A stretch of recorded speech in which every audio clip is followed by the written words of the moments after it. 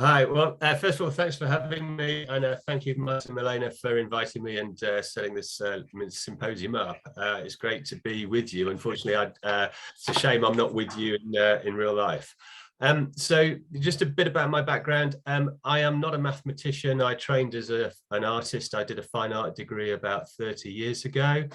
I actually really didn't like maths at school. I wasn't very good at it. And then when I started my degree, I read a couple of books. One was James Gleick's Chaos book, which effectively fried my brain. I suddenly realized that I didn't like maths. It was just I had been very badly taught maths at school.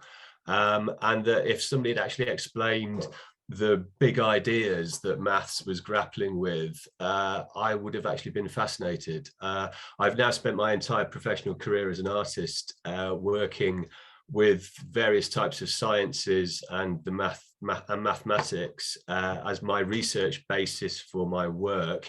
But using very traditional processes. I actually trained as a stone carver, a sculptor of stone. And this is a photograph of me working on a big piece of work, actually in Munster in Germany for the Munster Sculpture Project in 2007. And the start base for this piece of work was Clifford Algebra and his work on ideas about spin-oars, as he called them. The piece just sort of organically morphed into something slightly different, but that was the original start point. But my work has always been really based around sort of a layperson's sort of appreciation and an attempt to understand some of the bigger themes. I was in receipt of some Arts Council England funding to do a research project around the Human Genome Project in 2005, 2006, based at Exeter University down in Devon, looking at closest packing of objects. The piece on the left is made of plaster of Paris, liquid plaster poured into a child's balloon, inflatable balloon, and then placed into a box and then allowed to set, and then the next one and the next one and the next one. And I was trying to work out how to mimic cells in my studio. A cell is fundamentally really a sort of a membrane full of liquid. The balloon full of liquid plaster of Paris does the same thing. It sets and holds its form. And you can do things with playing with the parameters around, you know, all the pieces are a measured amount of plaster of Paris. So in terms of volume, they're all the same, they're all identical. In terms of shape, then they all change, they're all different. Take that idea of packing of three-dimensional objects in space into the sort of the centerpiece image. Again, that's in a limestone carved. And the piece on the right-hand side on the top is a triptych based on dodecahedral packing carved in stone again. And then on the bottom right-hand piece was looking at Voronoi cells, and it was about now 12 plus years ago that I did that piece.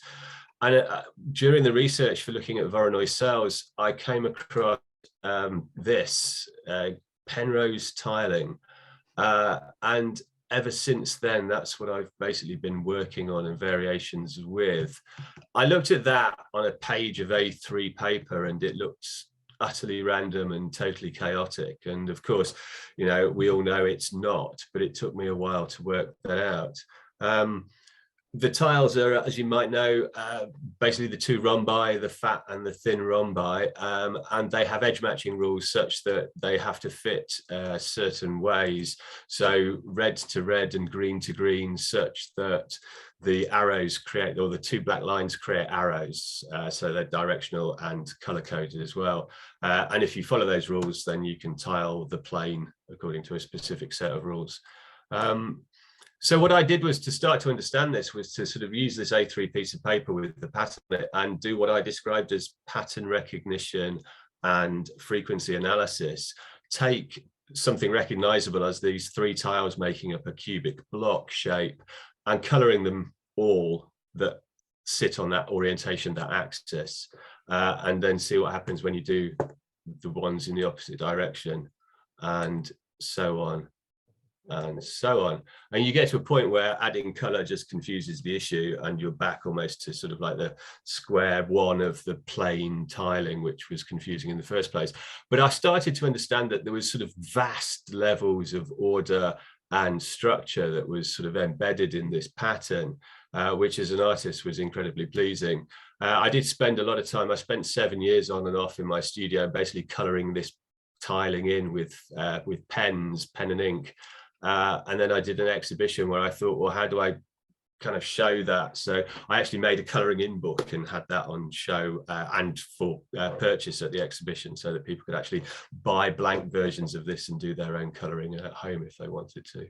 And so for me as an artist, the significant piece of information is that this entire pattern is encoded using the golden mean, or the golden ratio, this number 1.6180338 ... It's irrational, and it runs to infinity. And it comes about because the two tiles have a sort of length edge ratio, which is the golden ratio. And in any single tiling, there are always the golden ratio times more of the fat tiles than the thin tiles. And so hence a blank version of that tiling that's infinitely large would be a visual representation of that irrational number. It also has links to phyllotaxis and structure and form in nature, which I don't really have time to go into and indulge on today. So we'll sort of skip over that. But back to the tiling, it follows particular rules, which are that no tiling can be edge matched like wallpaper, and you can't take any tiling section of it and use it as a meta tile to then tile the plane again. If you look carefully, you'll see that there are various parts of it that do repeat. There are motifs that show up time and time again, but you can't take any individual section, any individual motif, and get them to reproduce the plane. These 5 colored areas are absolutely identical to each other. The arrangements of the tiles inside are identical, but that's the size of the patch that is the same. They do not edge match. They are separated by space within the tiling. I think Conway came up with a theory that said that any identical patch of Penrose tiling will be about 2.5 times its radius away from the others, and within that radius there will be an identical patch. There are other structures that happen within the tiling. This is a small section of the tiling. I showed this to some mathematicians at the University of Leeds, nearby where I live, and their response was, "Oh, I didn't know it did that," and I was a bit puzzled as to why I knew that it made circles like this and they didn't. At which point they decided that I needed to have some funding to come and sit within their research group. So we applied for the Arts Council. I got some funding, and I was able to spend 18 months sort of embedded part-time into their research group, working with Alastair Rucklidge and his research assistant, Dr. Priya Subramanian. This is the same pattern on a much bigger scale. This is about, I've still yet to really work out how many tiles there are on that page, but rest assured that that tiling is that tiling at scale. And it's, as you can see, sort of it's circles of circles, it's rings of circles and rings of circles, and so on. And there's a lot of structure and there's a lot of repetition in there, but it is not, there are errors, there are points at which the circles break down, they don't quite touch.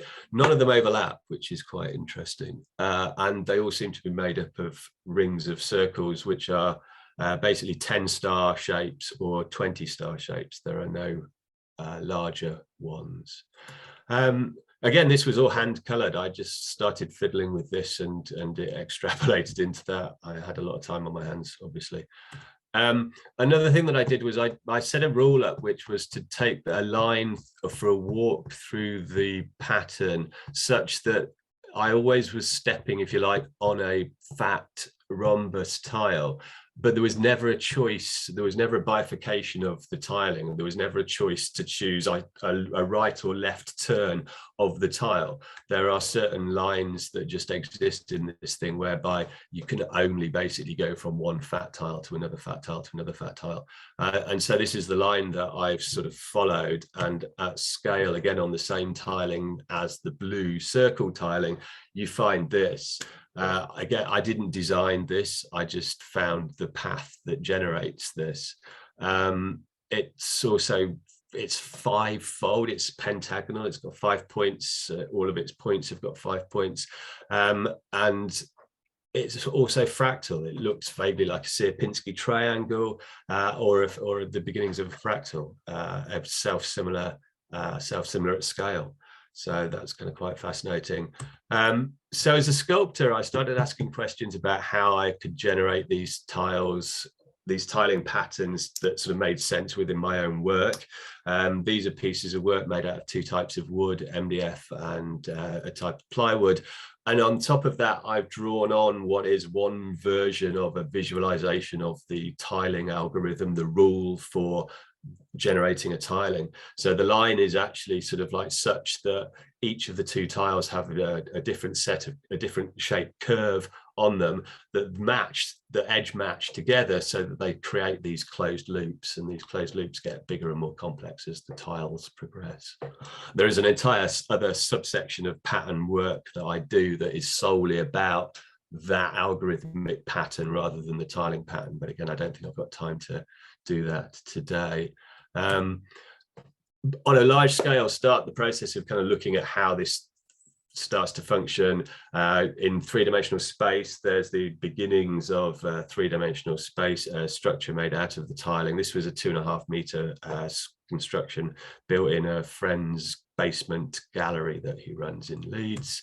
But as an artist, I was very aware of the X-ray crystallography pattern generated as a 2-dimensional object, as a 2-dimensional image, but I couldn't work out how that functioned in 3-dimensional space until I was part of a group of artists that made this object. This is called Unit Cell. It's a 3-meter cube filled with 125 inflatable beach balls, into which we pumped a very annoying monotone sound that refracted out of this piece, so that as you walked around it, you had areas where you could hear the sound, it was amplified, and others where it was subtracted and you couldn't hear the sound. And as you walk around it, you were basically walking through a sound visualization of that X-ray crystallography image in 3-dimensional space.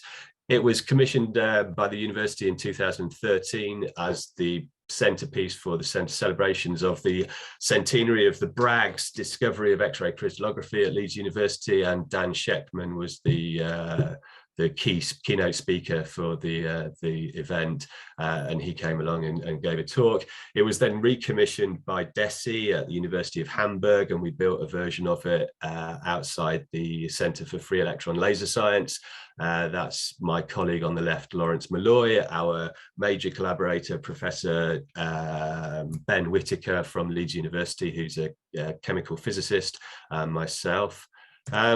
Then this is Priya, who I worked with, again, with the X-ray crystallography image and a 3-dimensional zoom model of that said image. This is where I really start to understand how it functions in 3-dimensional space, working with her, and how the tiling is generated coming out of the pattern of the X-ray crystallography photograph. These are Penrose tiles being superimposed over that pattern, and you can see how that generates that process.